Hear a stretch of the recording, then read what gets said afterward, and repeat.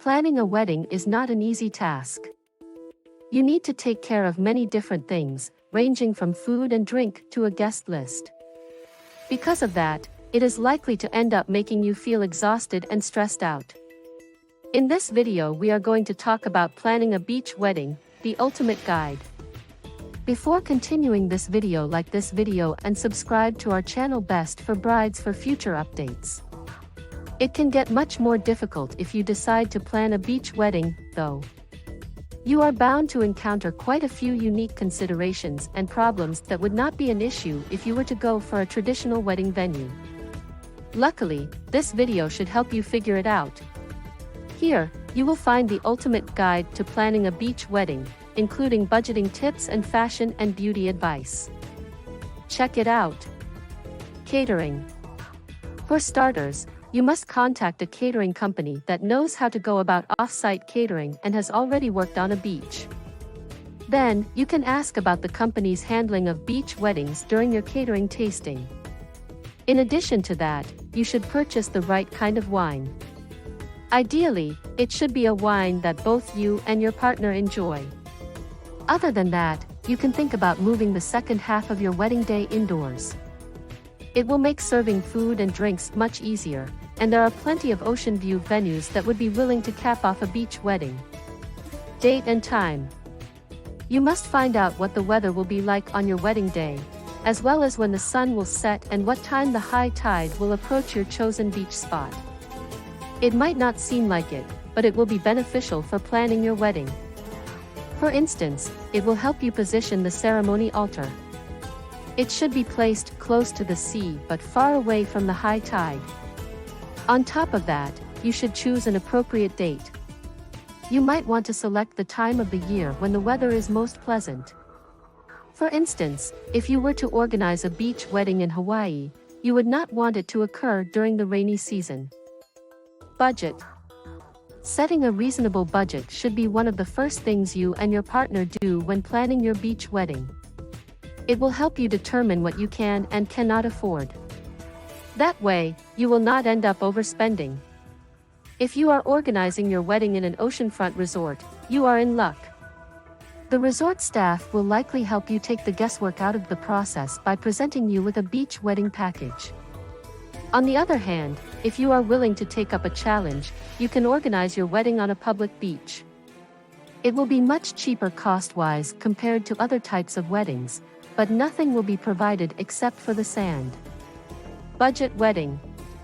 To go through with it, you will need to get a city permit, which can cost up to $250 depending on the beach and the number of people you want to attend your wedding. Second, you will have to get creative when it comes to decor and rent out chairs, tents, and power generators. In case that sounds a bit overwhelming, you can hire a wedding planner. They are an experienced professional who will help you create a realistic budget that considers the cost of equipment. Decor and Rental. You do not need to be an experienced interior decorator to make your wedding venue look stunning. But, first, you should survey the premises and see what the venue is like. For example, if your wedding is going to take place on a beach that belongs to a beach resort, the staff should help you take care of lighting, sound equipment, and power generators. On the flip side, exchanging your vows on a public beach means that you are going to be working with a completely blank slate. In such a situation, you must rent out reliable sound equipment. Otherwise, your guest might not be able to hear the ceremony over the waves. Wedding decor.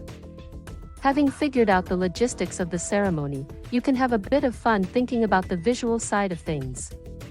Choose the color palette, think about floral arrangements, and, if you want to be original, forage for starfish, driftwood, and seashells. It is worth noting that strong gusts of wind are going to be one of your biggest enemies. The flower vases might get blown down, and the paper escort cards are likely to fly away. Because of that, you should think about weighing the flower vases down and order a calligraphed wood seating chart instead of paper cards. Lastly, it is recommended that you steer clear of balloons and confetti. Both become a hazard upon entering the environment and are mistaken for food by different species of fish and other marine life, killing thousands of animals. Because of that, they are best avoided. Permit.